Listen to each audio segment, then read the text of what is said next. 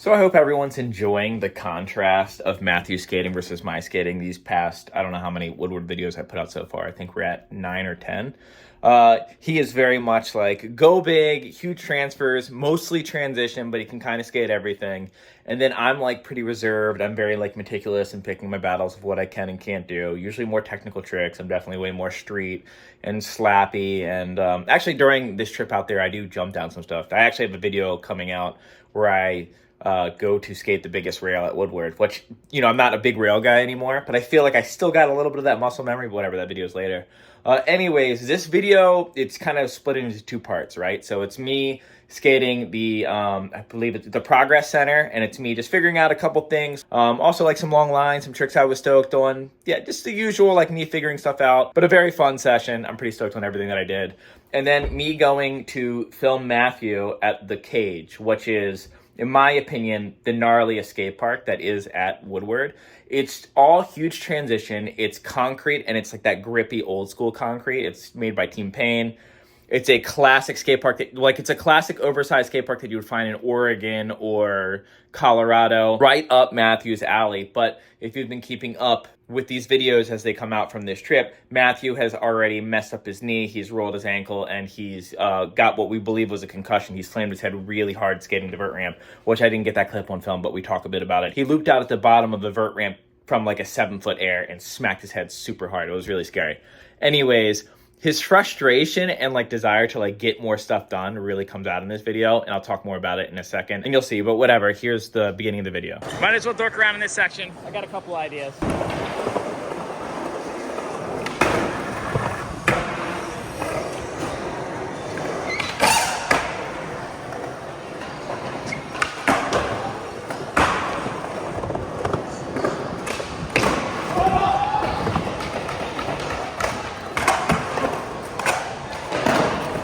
Oh God.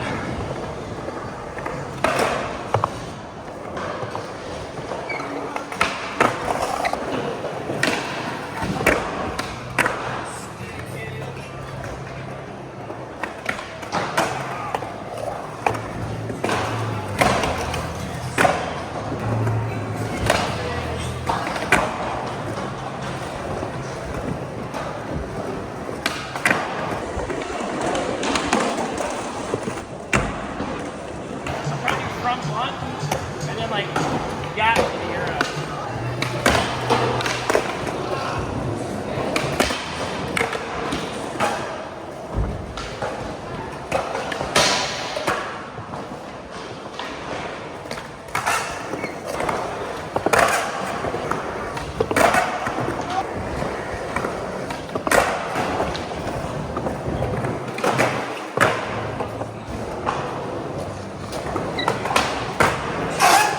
Big spinner payment.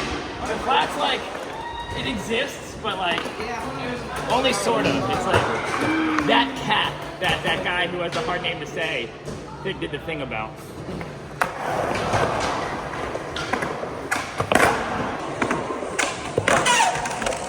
I suck at that trick.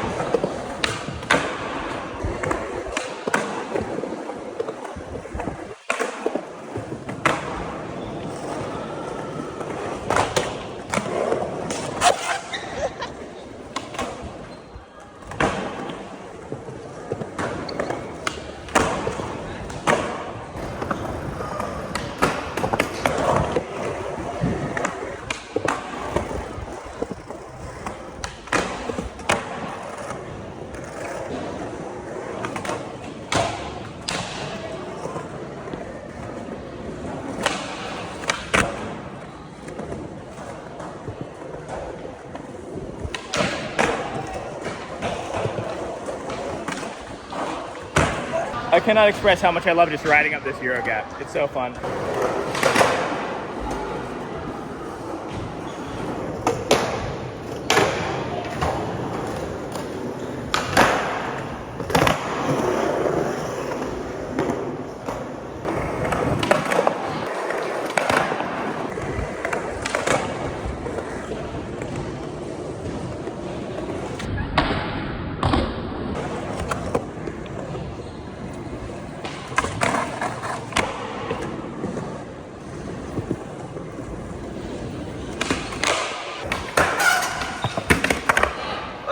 you landed on it.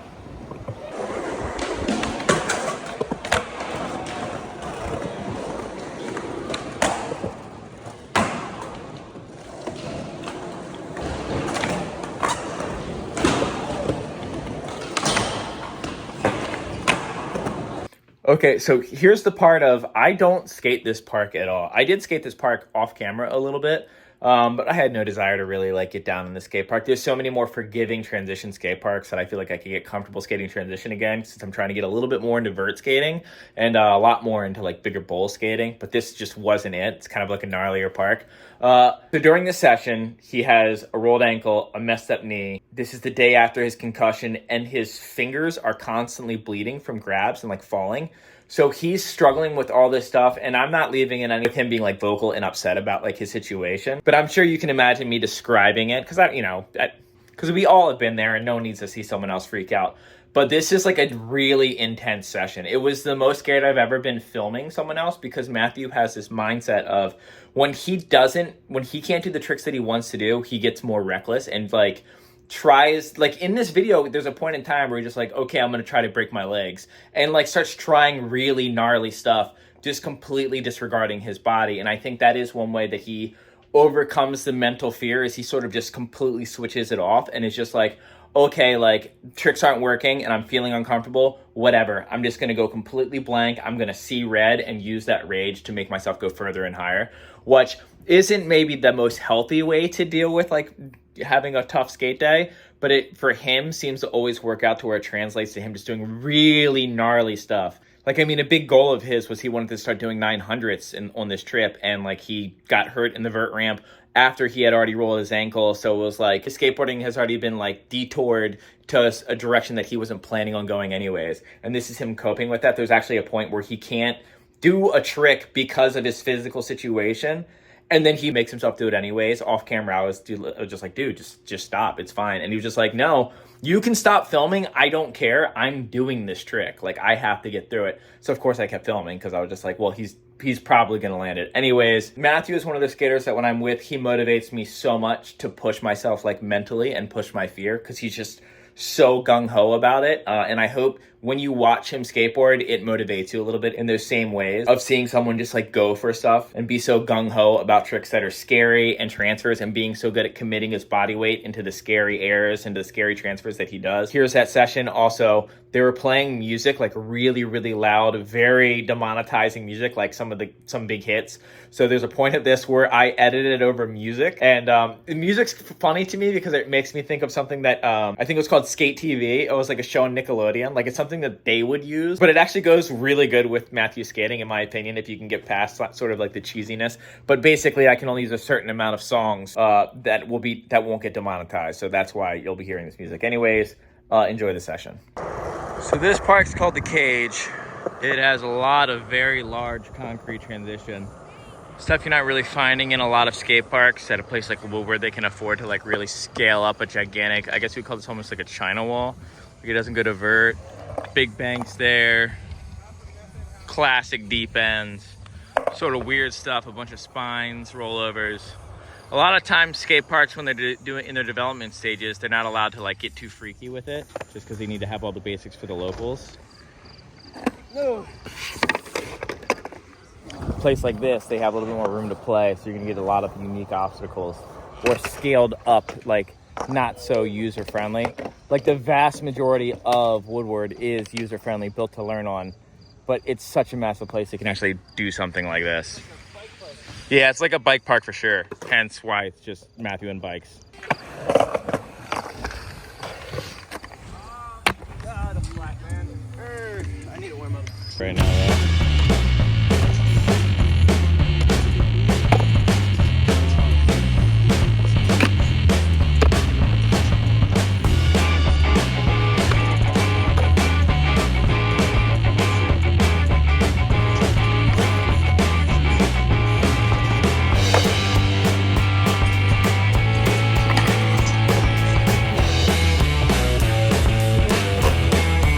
Oh my god, that would be sick. So if you can take one wild guess on who would build this gigantic mammoth of a skate park. Clearly Team Payne. It's a very Team Payne skate park. It's kind of rad how they've had like so many different like skate park designers come through and do different parks for them.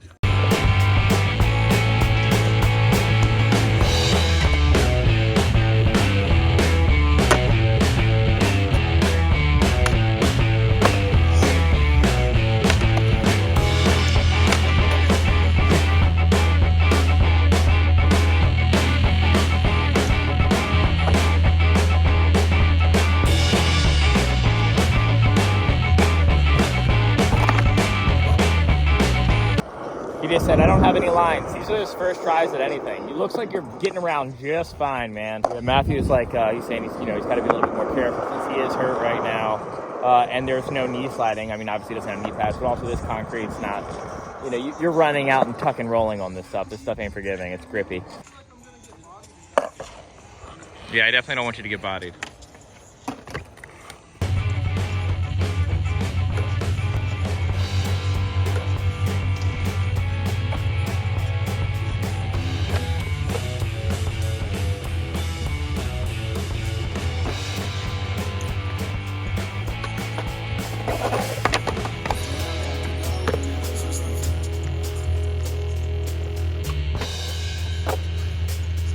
Yeah, just feel it out.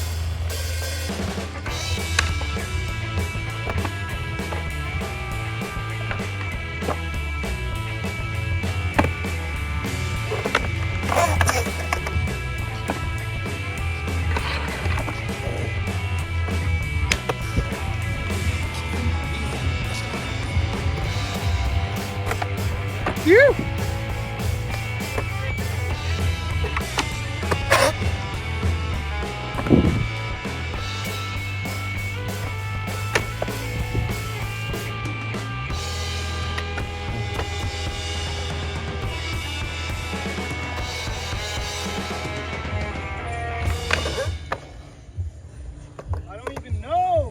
He's upset with that, but that melon that he did over there, that hip, was the scariest shit I've ever seen. Oh God.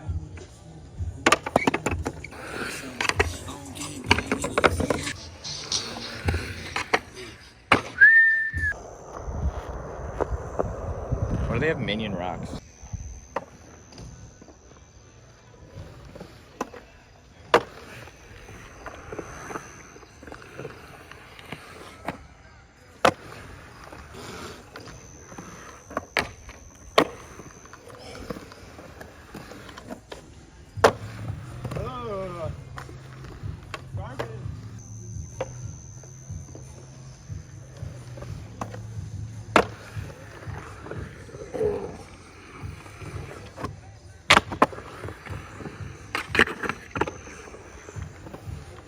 Yeah, it's got a big chunk missing out of it.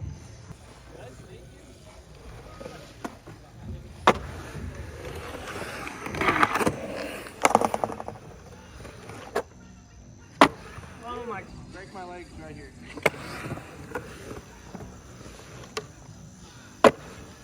Or just land really flat like a garbage.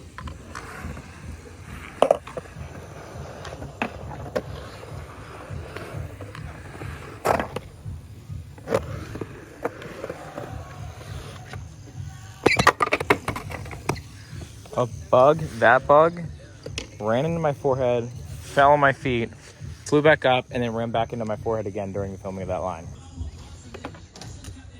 Oh, that transfer? Oh, let me get over there. That looks terrifying. I'm getting eaten alive right now by mosquitoes.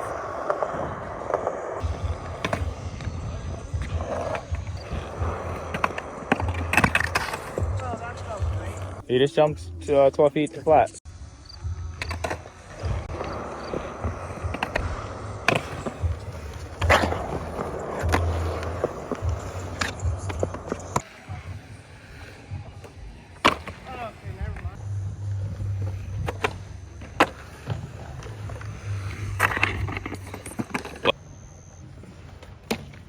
Oh my God.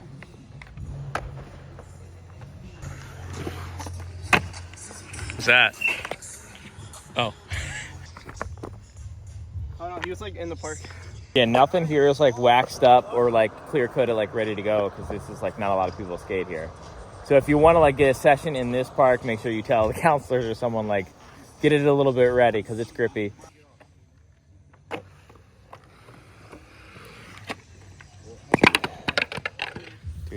padless, like no knee slide, just has to run out of kickflip indie attempts. Insane. Also, I don't know why this is bent like that. See how it's like kind of weird.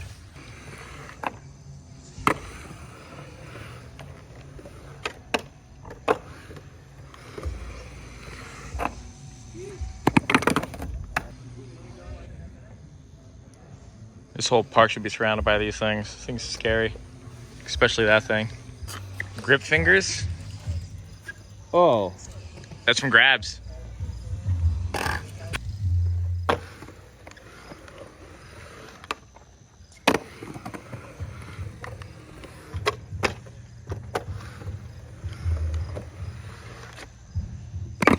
Big old chunk out of there.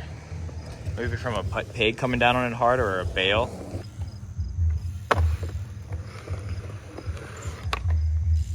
Oh my God.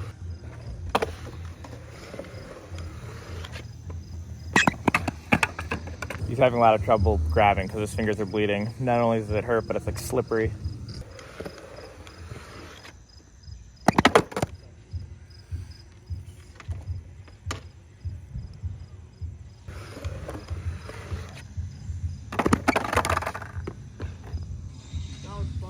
Yeah, his finger just keeps slipping because of the blood. Crazy. It's definitely the kind of park you want a helmet and pads and stuff on, but I think this is his version of being mellow.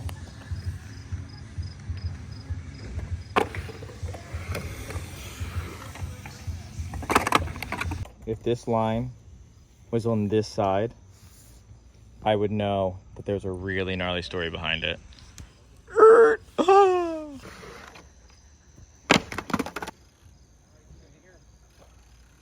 That pan is just gonna be covered in blood by the end of the session.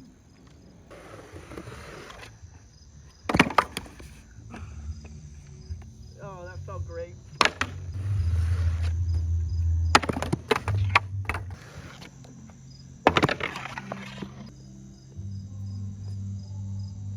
Every fall.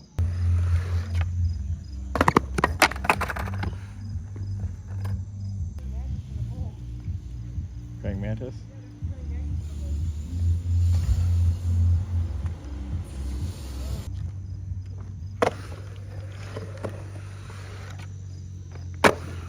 Let me see this pants. Whatever. That looks insane. Every time I'd grab my board, it'd slip. So I just kept wiping it until it stopped. But then it'd come back every time I grabbed because it's just sandpaper. The truth about grip tape.